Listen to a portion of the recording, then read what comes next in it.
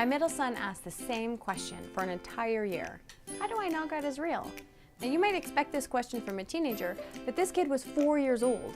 How do we deal with questions from our kids?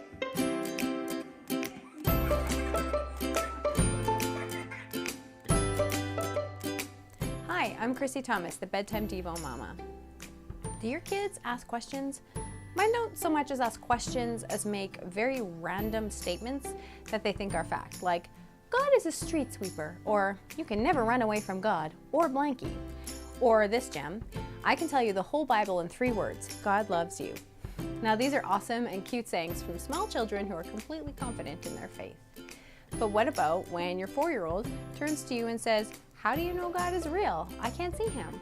Or when your 12-year-old asks if Jesus really existed. The worst thing we can do as parents is to jump into a lecture when our kids ask questions.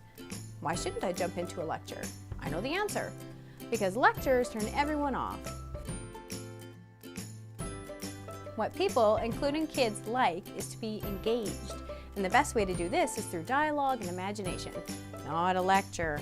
One of the tools that I'm learning to use when one of my kids asks a question is to ask a question back. I just say, what do you think?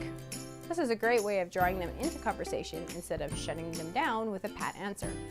This habit is going to be especially helpful when they get older and don't naturally want to talk.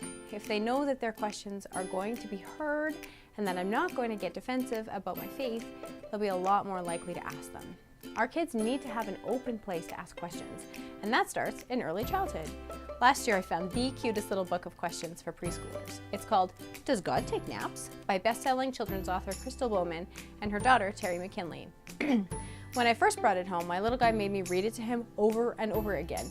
He knew it so well that he would answer the questions before I could read the text. This book is such a fun way to introduce little ones to theological concepts and to the essential learning tool of asking questions. The questions are cute, the answers are cute, non-threatening, and wise.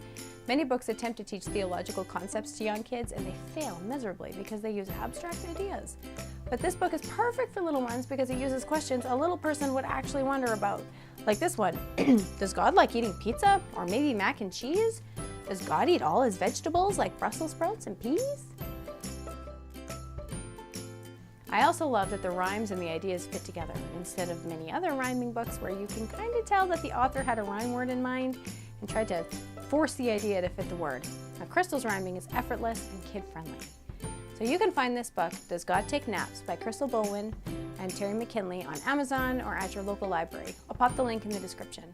If you love the books that I suggest, you can download my free list of the 10 best Christian picture books using the link in the description. If you enjoyed this video, make sure you subscribe on YouTube or like my Facebook page so that you'll get notifications when new videos are up.